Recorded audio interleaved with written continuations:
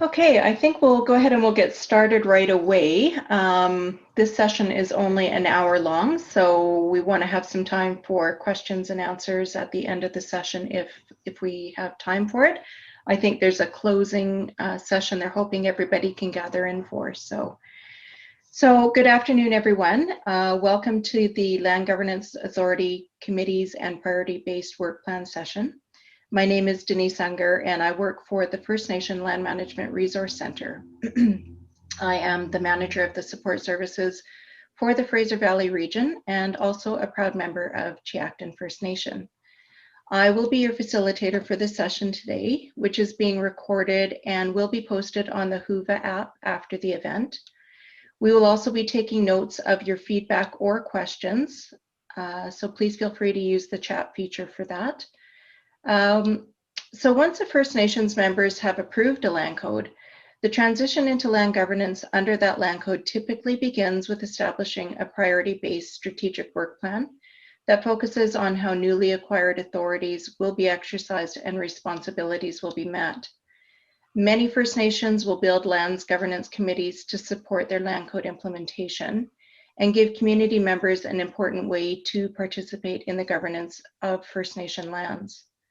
So thank you for joining us for an overview and discussion of the best practices and tools for establishing land governance authority, the committees, and the priority-based work plans for land governance under a land code.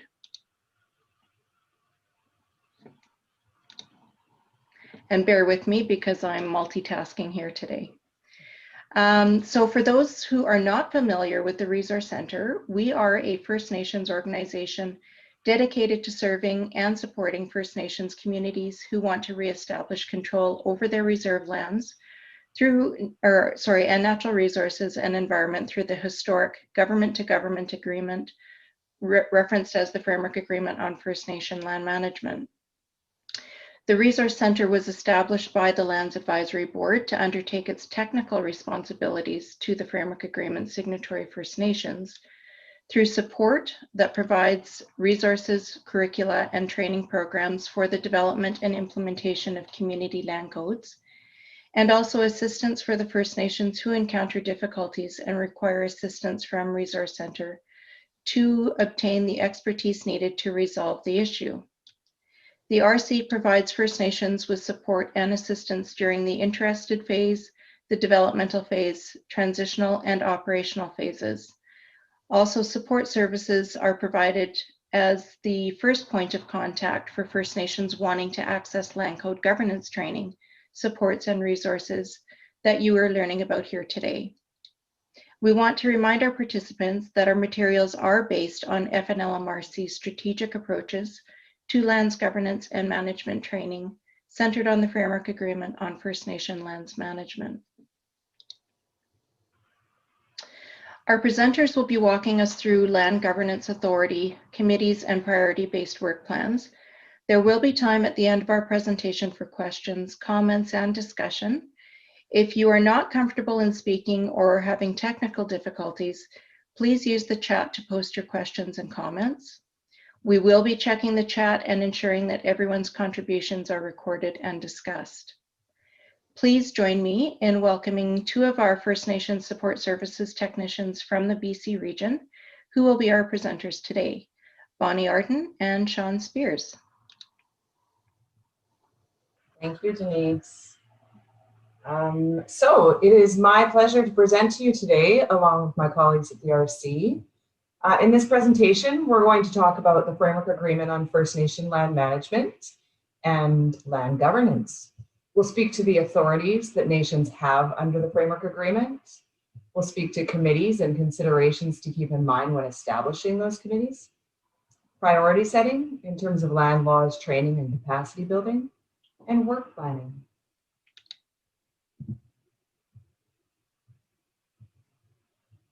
So the developmental phase typically occurs over a 2 to 3 year process. The Framework Agreement is central to the land code development process as it sets out the requirements that need to be met by each of the parties in the completion of 3 key documents, namely the land code, the individual agreement, and the community ratification process. The Framework Agreement is signed by the First Nation and Canada Both parties have responsibilities, including the appointment of a verifier and concluding the individual agreement. The three key documents I referred to, one being the community ratification process. This is the only document that is solely developed by a First Nations council. It does not require member approval. The community ratification process is the document which sets out the process by which a community will conduct their ratification vote. Then there's the land code, and that's developed by the nation and its members. Often the First Nation chooses to compose a committee to do this work. Usually that committee is consisting of members who are responsible to draft the land code. There are precedents set by existing operational First Nations, and it's probably a good time to mention, we had our 100th successful vote as of last night.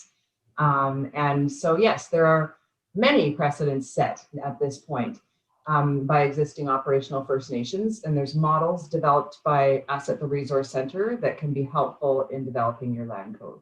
There's no need to reinvent the wheel. Council is required to review and approve the final draft of the land code before presenting the code as well as the individual agreement to eligible voters through a ratification vote. Before the land code and the individual agreement can take effect, voter approval must be achieved. In doing so, the First Nation ratifies or agrees to the framework agreement. Canada ratifies or agrees to the framework agreement by enacting legislation, which is called the First Nations Land Management Act, or FNLMA. Changes are currently underway, though, to replace the FNLMA, and it will be replaced with more clear and concise wording. Then there's the individual agreement. The individual agreement is finalized jointly between the First Nation and Canada. There are some annexes that the First Nation and Canada will work on together, such as surveying, land descriptions, and environmental site assessments. Canada is responsible for funding these aspects. The Resource Center has specialists and technicians available to assist the First Nation through this work at no cost. So let's talk about framework agreement authorities. A First Nation that wishes to govern one or more of its reserves will first develop a land code. Within the code will be described the lands that are subject to the land code.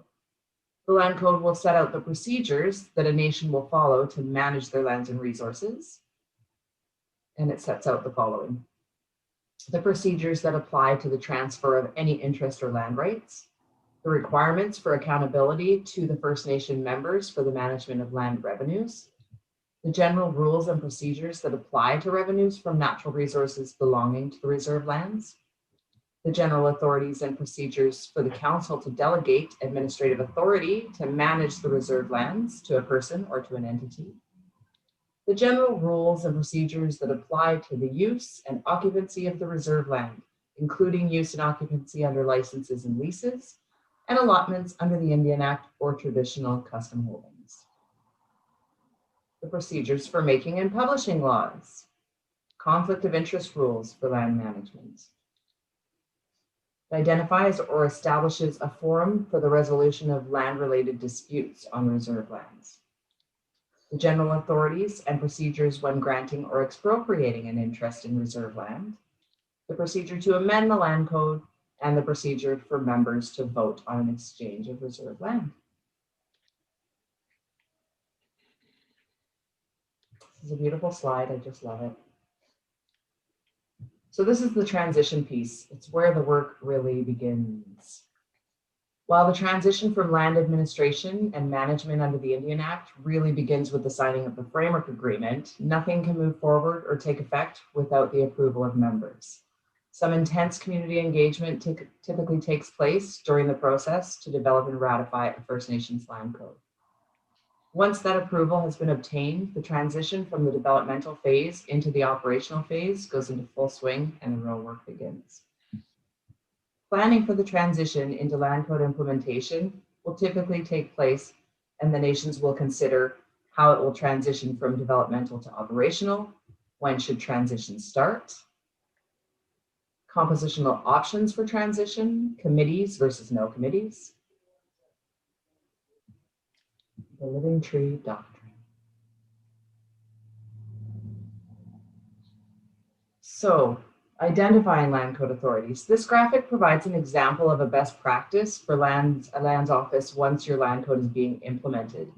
Creating a chart like this will allow for you to see at a glance the authorities created under your land code. This index listing shows which land code sections provide what authorities, and it identifies who's authorized to administer those authorities.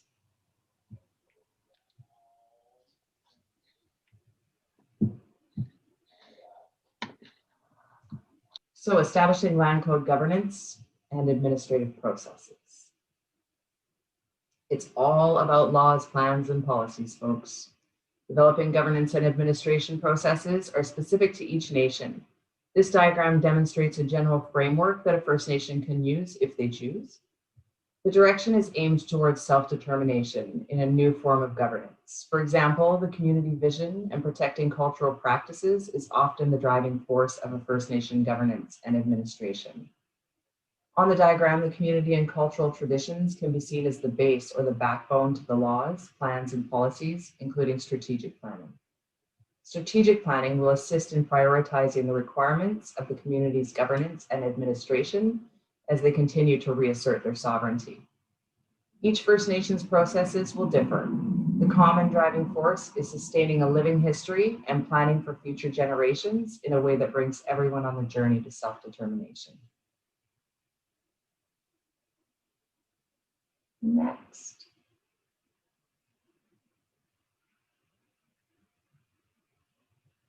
So let's talk about a strategic planning process.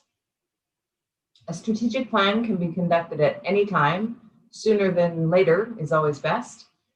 It is a First Nations process which defines your goals, sets the direction, and allocates the resources needed. The creation of the plan provides an opportunity to analyze where the nation is at now and where it wants to go. It provides space to record the nation's missions, vision, values, long-term goals, and action plans. It requires commitment of the entire team, including governance, administration, and community. To ensure it is sustainable, it is important to ensure it is realistic and effectively communicated. A strategic plan is a living document which is so very important to live by and revise when required. At a minimum, review the strategic plan annually, looking at the projected goals and where the nation stands now. If there have been impacts or changes to the goals, you will need to discuss revising the plan with your team. Next. Thank you.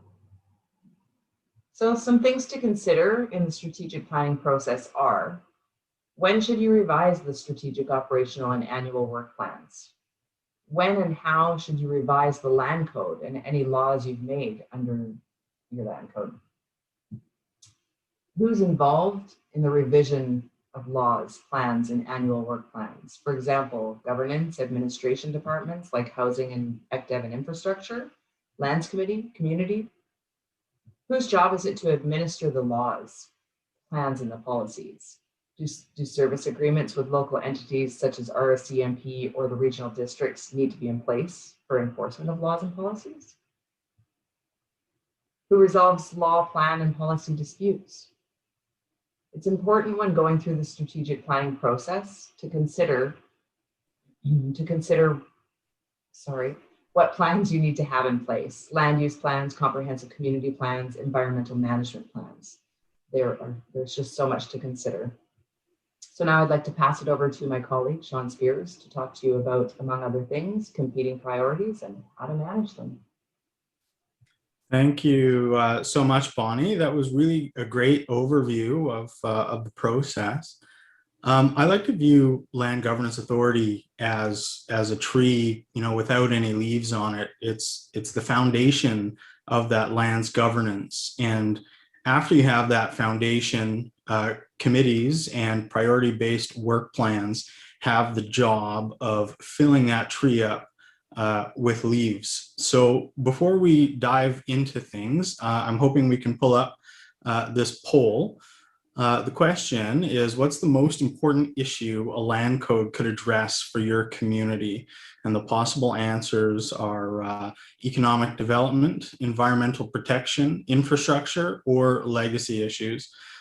So James, if you could pull that up. and I'll give everyone a minute to complete the poll. It should pop up on your screen.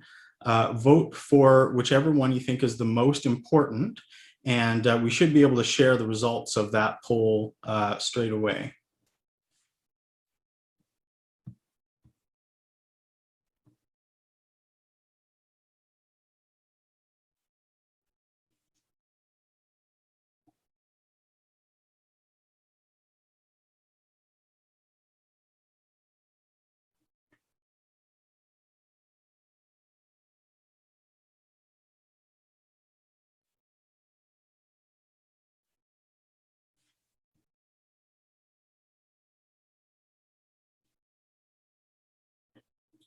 Okay, interesting. So, as we can see, it will very rarely be readily apparent what issues are indeed the community priority. So doing the legwork at the outset and trying to determine who all the stakeholders are and what direction those stakeholders are hoping to move in will ultimately assist in building a work plan that reflects the desires of the community. Sorry, just going to close that poll. Thanks for doing that, James. That was perfect. So we'll go on to the next slide.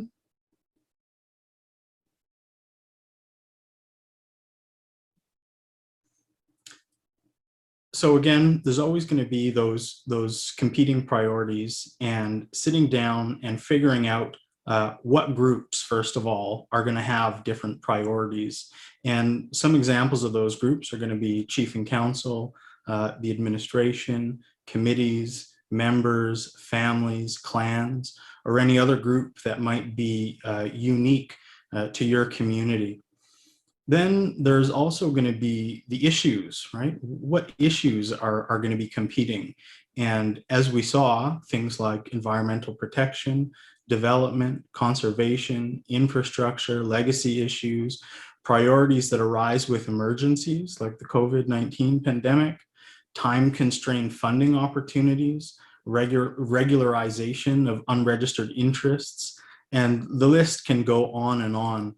But being aware of all of the priorities and really digging into to what the community's goals are ultimately going to get you to the finish line quicker. Another big priority that doesn't really fit within the context of a land code, but will inevitably arise, is how to deal with on-reserve priorities juxtaposed to off-reserve priorities. When we know that those priorities don't end at the reserve boundary. Now, we could, spend an entire session on just that issue alone, but I just wanted to bring it up because it will inevitably come up when you sit down to develop your work plans. So funding, it's just a reality that funding opportunities are going to factor into the decision-making process when you sit down to identify your priorities. Resources are scarce, and it makes identifying priorities the most effective way to maximize those resources. One thing that I don't think we talk enough about is the importance of building capacity in both grant writing as well as project management. Whether the source of funding is government or private industry or own source revenue, having that in-house capacity can open up so many doors and assist in the smooth rollout of funding opportunities. Like so many other things, once that capacity is built, opportunities tend to snowball and more of your identified priorities can get crossed off the to-do list. The other opportunity that I think more and more communities are taking advantage of is neighboring relationships and pooled resources. Now, those relationships can include other First Nations, surrounding municipalities, regional districts, or any other body that you may be able to share resources with. And we've seen really, really great partnerships that take advantage of shared enforcement officers, shared building inspectors, service agreements, GIS and mapping resources. Again, the list goes on. but tapping into surrounding infrastructure can be a very cost-effective way to push your priorities forward. Next slide, please.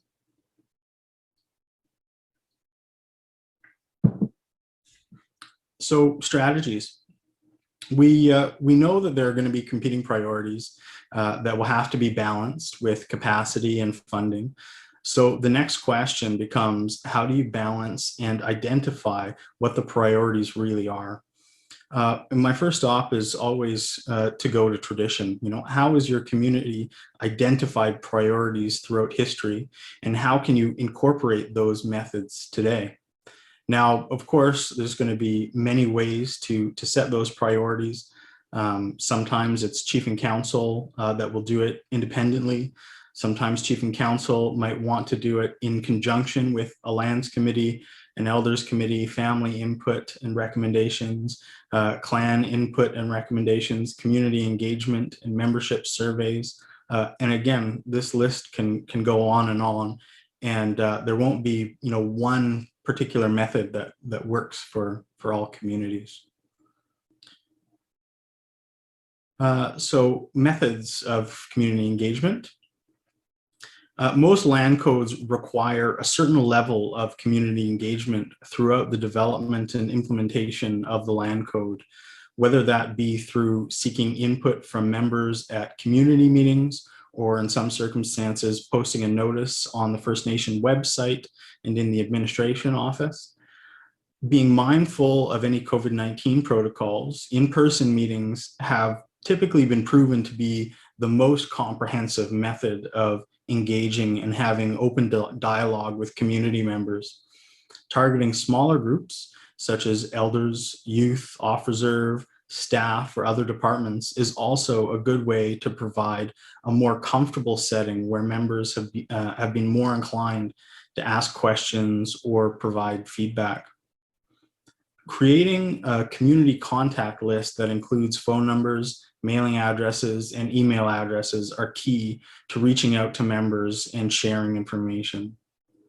Now, there's no question that COVID-19 has created new challenges with communication, and community engagement has certainly been more difficult over the last 12 months.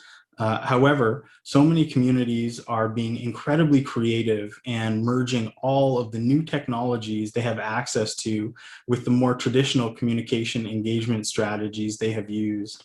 So both virtual and in-person meetings with COVID protocols in place, meetings with elders, family, youth, staff, general membership, both on and off reserve virtually, phone calls, emails, door-to-door, info booths, social media, newsletters, surveys, and it's been really, really exciting to see communities merge all of these strategies together and hold hybrid in-person meetings that were also live streamed on social media and recorded and loaded onto websites and made into videos afterwards. You know, merging all of these things has been really interesting to see.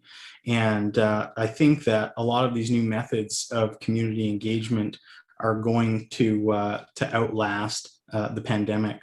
There's a number of communities that have reported that they've actually been able to reach significantly more of their membership since starting to shift to merged community engagement. So if our facilitator thinks that we have enough time, perhaps we could play one or two of the videos. I haven't been watching the time, but maybe you can let me know, Denise, if we should play a video or if we should move on. I think we're doing okay, Sean. We've got about 5 or 10 minutes before Q&A, and hoping to wrap up by 4:15. So if you want to play the video, I think we can squeeze that in. Sure, let's do that.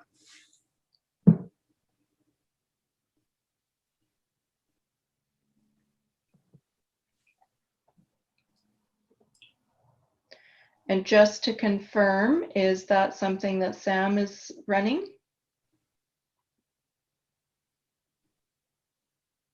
You know what? It's okay. Let's just move on to establishment of a lands advisory committee. Okay. So further to the process set out in most land codes, it's important to develop a terms of reference that sets out committee particulars such as process and responsibilities. It's particularly useful to capture the relationship and process that will be required between council, the Land Governance Office, and the Lands Advisory Committee as implementation and strategic work planning move forward. Considerations for committee composition and selection process include a review of any requirements set out under the land code, the development of selection criteria. For example, are committee members going to be elected or appointed? Is there additional selection criteria? For example, family representation, council representation, elders representation, youth representation, on reserve and off reserve membership representation, etc. What will the transition process be for the developmental committee? For example, developmental committee could shift to an operational advisory committee, or is it a completely new committee that's struck? Is there an existing policy around committees that the community should be following? What is the tenure for the committee members? Are there staggered terms? Committee versus having no committee at all? What's the committee size? What's the committee role? And do you allow for ex officio members for your lands director or land staff or other department heads? All of these considerations can play key roles in the successful operation of your committee. Next slide. It should be noted that committee role will be different based on what's outlined in the land code. Different committees have different roles and responsibilities, and committees can evolve over time. The land code outlines both the committee's role as well as the committee's authority. Some examples include assisting with development of lands governance systems, advising council and staff on matters respecting reserve lands and resources, recommending to council laws, resolution, policies, procedures respecting the reserve lands and resources, assisting with planning special meetings of members to seek input from community members on lands-related topics, assisting with keeping members informed on land-related matters, overseeing community consultation requirements under your land code, or performing other duties as directed by council.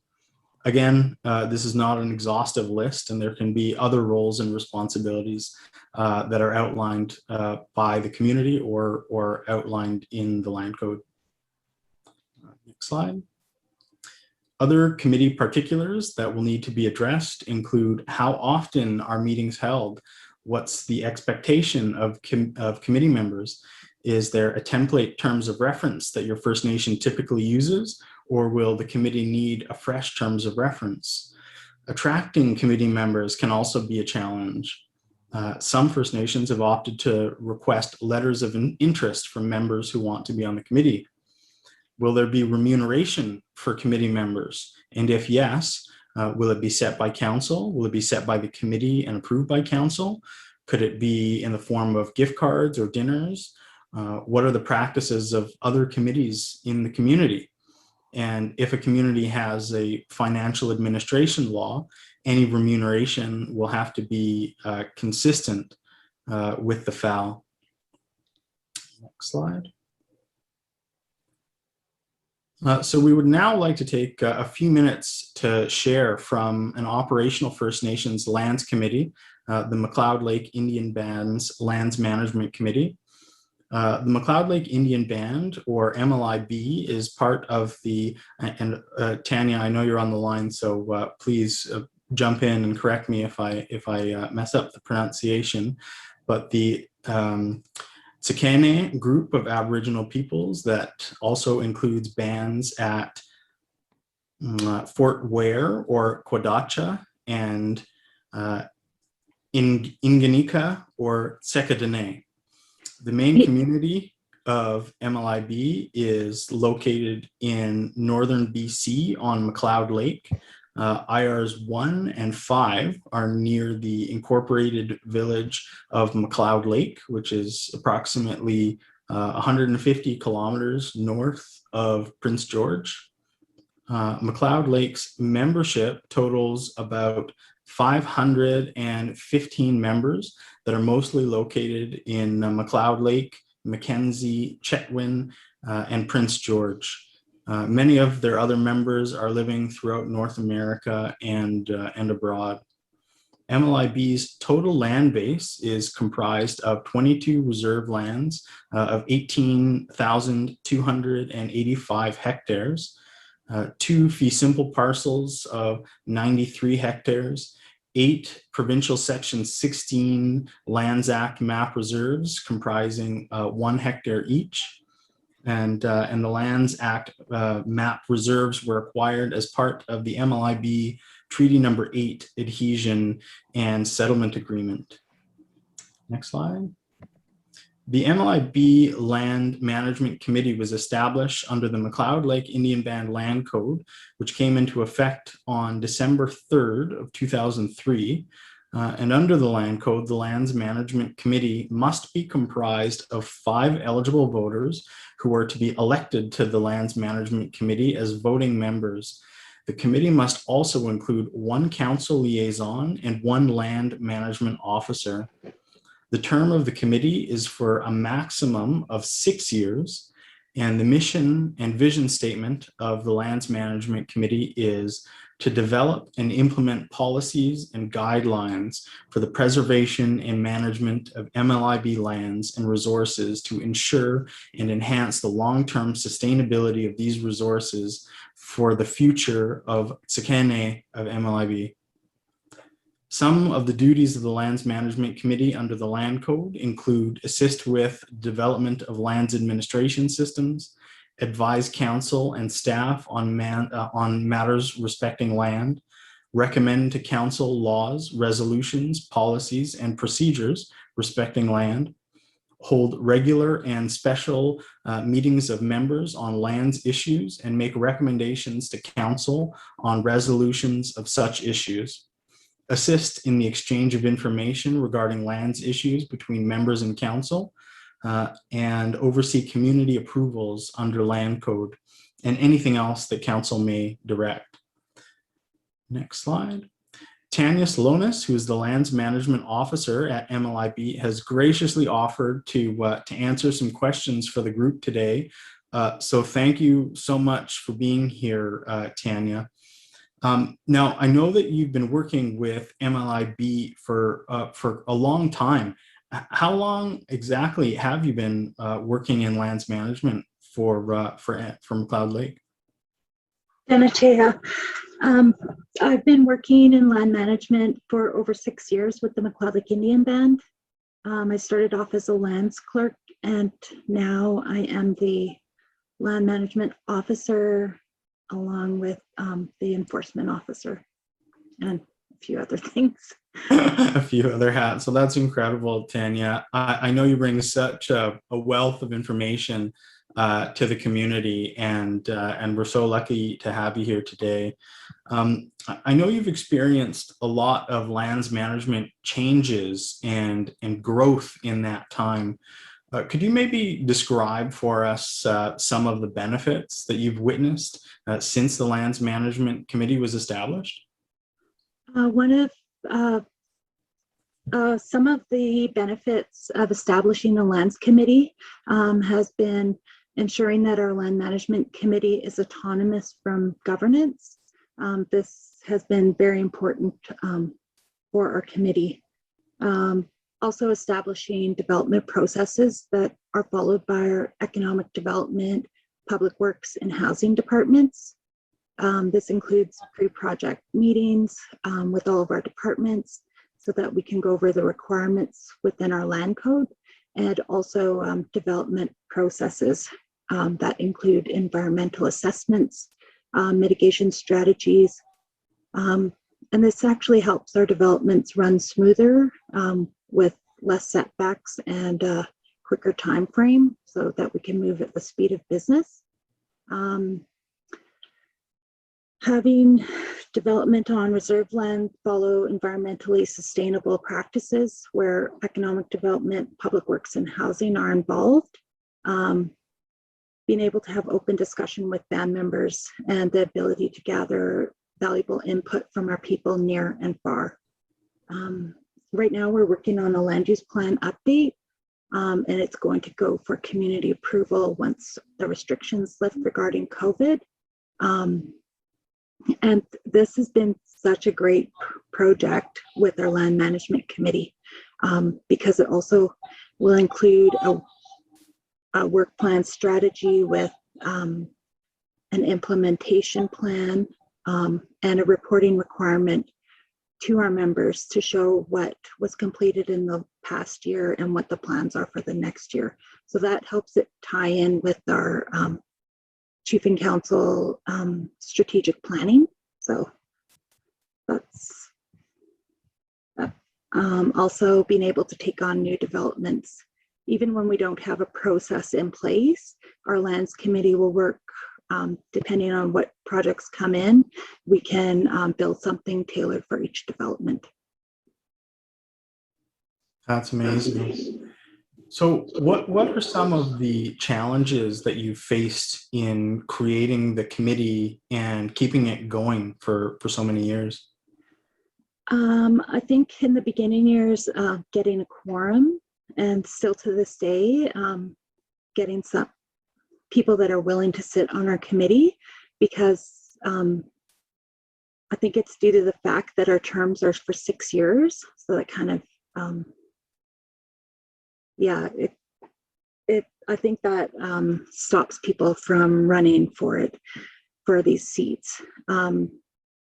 So typical elections will be by acclamation, because there will be 1 or 2 seats, and there will only be 1 or 2 people that actually get nominated for it. So to tackle that, when we do our land code amendment, we will be requesting to move to 3-year terms, so that it'll be in line with all of our other boards and committees. And I think that will make it more intriguing to people. Also, in the beginning years, getting our departments to follow the processes. I've always been hearing that we've never had to do it that way before, so why do we have to change it? But since we started the pre-work meetings with all the departments involved in a project and doing orientations with Chief and Council, administration, sending out reminder emails of the processes, things have gotten a lot better. I think that education is key for that type of issue, because one example is when we built our skate park, because we had all of these pre-work meetings and the departments knew what they needed to have in place before we even met with them. They got their environmental assessments done, and it was like really fast to get it built in time. And for land management committee, Chief and Council, and administration to understand their roles, that was a challenge in the beginning, but we've worked with the First Nations Land Management Resource Center on doing orientations, ongoing training with the board for their roles and responsibility, how to run a proper meeting, that type of stuff has really helped. Awesome, thank you. So in the years since the land code came into effect, has the land management committee's role or duties changed? And if they have, how so? It definitely has changed from the beginning.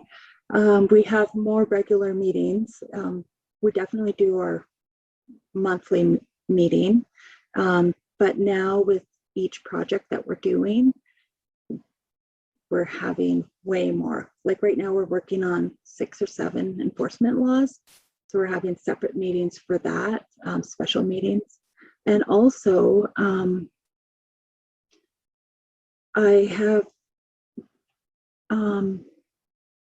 got the committee now. They are actually working, having more active roles. They are presenting at quarterly meetings. They're helping out because right now we're doing virtual community meetings. So they'll help out by doing, one person will be running Facebook live streaming, because we're doing a TELUS Business Connect or Zoom, whatever forum that we're on. They'll have another forum, and then they'll be fielding all the questions, keeping track of the attendance, making sure that we're on track. And with our quarterly meetings before COVID, we also have been setting up side tables where we would have information readily available for our members, and we'd have somebody at each of our meetings able to answer questions.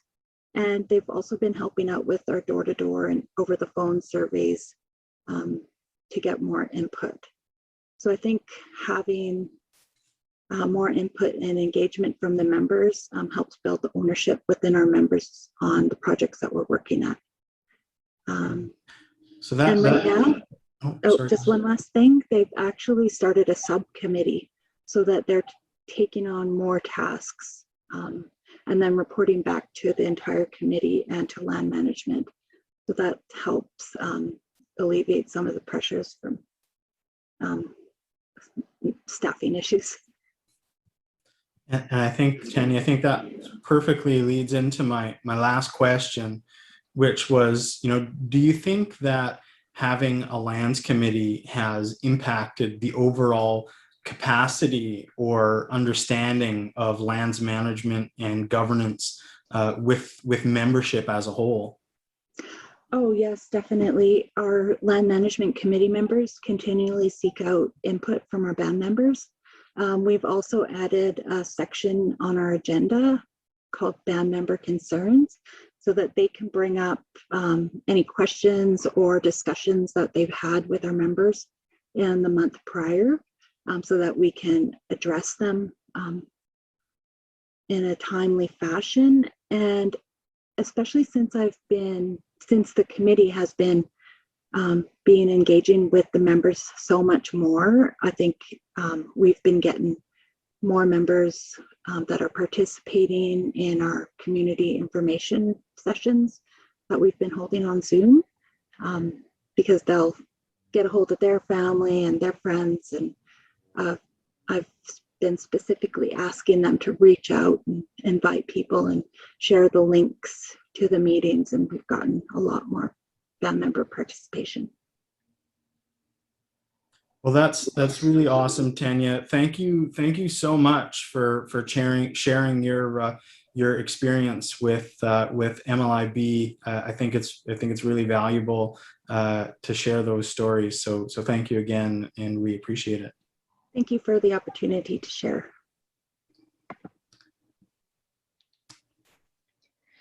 Great. Well, thank you, Tanya and Sean. It's always great to hear from our nations on the approaches and techniques that they're using in governing their reserve lands. The real life stories add so much to all of the content of our workshops and sessions. So thank you for being so willing to step in and help. So on this particular slide, we've just added a few links of interest. If you're interested in learning more about the Resource Center, or specifically about the Framework Agreement on First Nation Land Management, or even if you're interested in becoming an interested First Nation and what the next steps are, those links are identified there, as well as ISK's website, where there is information on land management as well.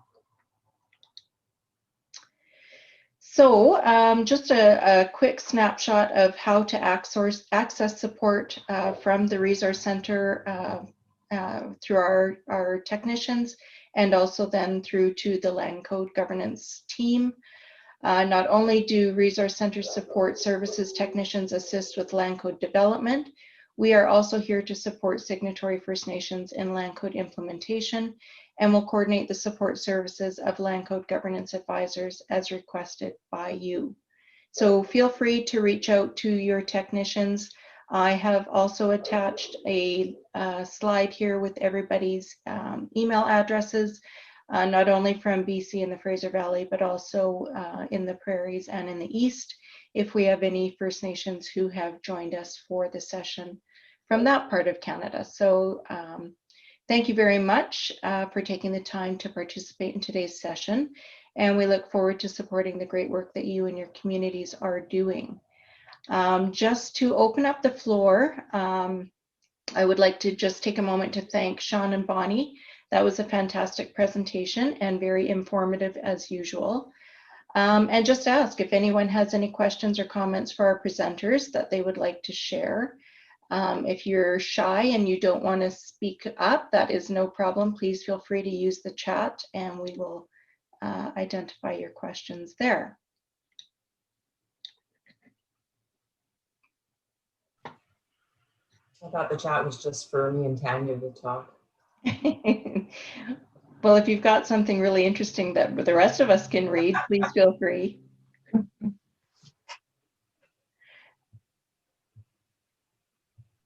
So thank you again, everybody. We are a few minutes early. I am going to ask Bonnie just to let me know if there's anything in the chat there for any questions. Nope. Okay, Good afternoon. I have a question here. great. This is Marshall Thomas from the Clayton First Nation Lands Manager. I was just wondering, it's not directly related to the Lands Committee, but it is related to the land administration system. So I recently, when I say recently, I mean within the last year, became the land manager here.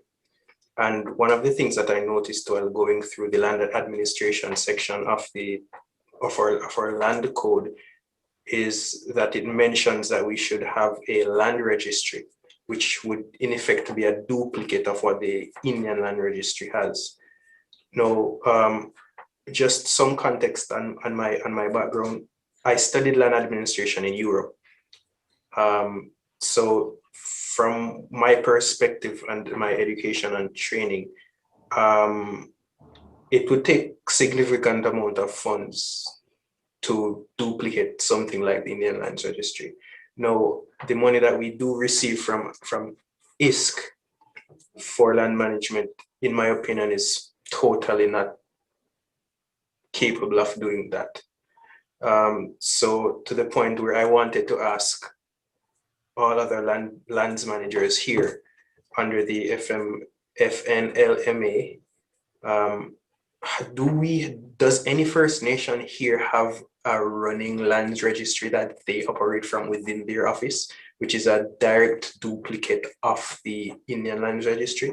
Because I think I don't think there is, but I'm willing to be proved wrong. So that's my question, my comment really. Do you want me to take this one, Bonnie? You can feel free. So it's a really great question, and I think we should probably connect maybe afterwards. So there's the Indian Land Registry. There's also the First Nations Land Registry, and that's the registry that communities who have land codes register. That's where they register their documents.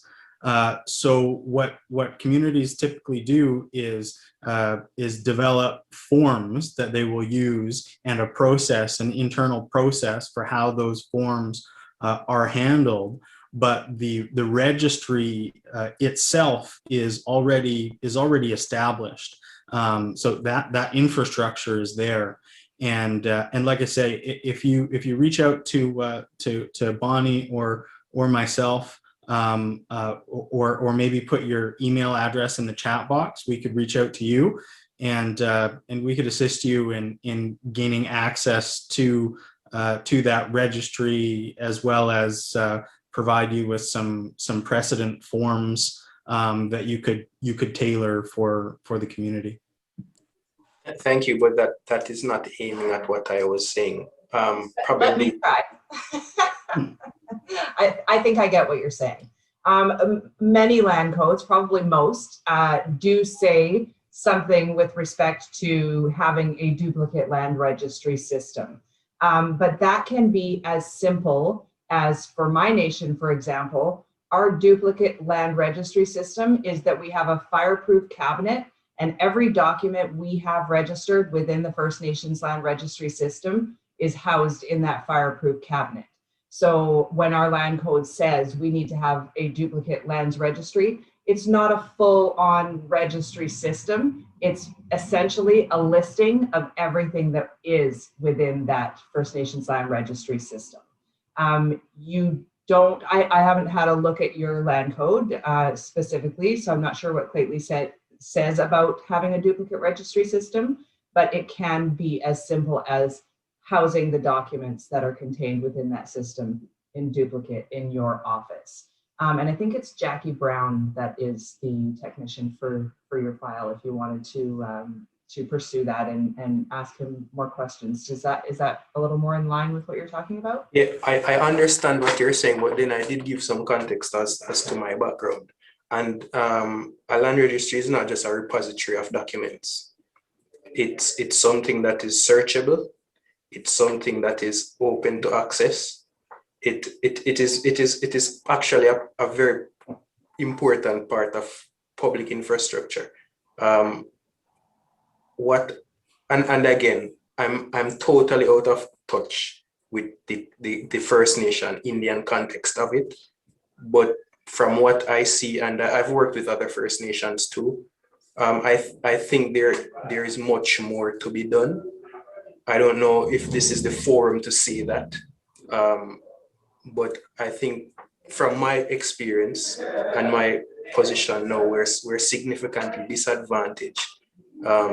One, by funding, and by two, I don't think that we, what should I say, are properly oriented in terms of what our land administration is, because what we focus on a lot is land management, and land management and land administration are different. They're two completely different things. So I don't know if this is the forum to say, but this is the first opportunity I've had to say it. So that's just me. Yeah, if I could just add to that comment, there is no doubt that governing lands is a monumental task, and certainly there is, typically never enough funding to do everything that needs to be done right off the bat. Funding is something that the Lands Advisory Board negotiates with Canada every 5 years, and does so with the blessings of the operational First Nation chiefs. So going into the negotiations, there is in-depth meetings with the chiefs that occur. They will consistently be, requesting additional funding because we can't do everything that needs to be done. In terms of a duplicate registry system, most of the land codes that I have read, and certainly not all of them, and I'm not familiar with your nation's land code, may build in wording that suggests that a duplicate system may be created. Some of the land codes will use the word will or shall be created. There is only one that I am aware of, and that is West Bank. And they actually are under a self-government agreement, but they have created their own registry system. Under land code, I'm not familiar with any nations that have created that for the points that you've raised, that it is extremely expensive and a massive undertaking. In saying that, if your land code does state that a duplicate registry system will be created, you may want to talk to legal counsel about creating a law that allows your nation to use the FNLRS in the absence of having a duplicate registry available. Certainly, like you say, to create that type of system with the amount of funding available is really impossible to do that. So depends on what the requirements are of your land code, may speak to what your suggested steps are to ensure that you are meeting that particular clause.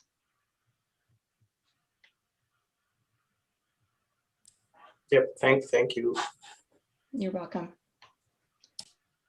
Thanks, Michael. And again, I was going to say, if you do pop your email address into that chat box, I'll send out an email after our session connecting you with Jackie Brown, and you could go over the code and look at the exact wording, figure out if it's mandatory or permissive. And hopefully Jackie might be able to make some recommendations for next steps. Yep, thank you. I'm connected with Jackie and Patty. Yeah, so. Wonderful. Are there any other questions?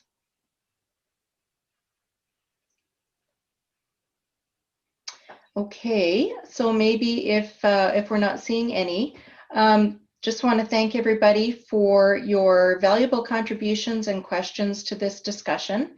We hope that you are taking away something new and that you'll hopefully find this information helpful to you in the future as you are navigating your land governance matters and also in developing or implementing your land code. So maybe we've got a few minutes if anybody needs to take a quick health break before the final wrap-up session that will be beginning at 4:15. So thanks again to Bonnie and Sean for a great session.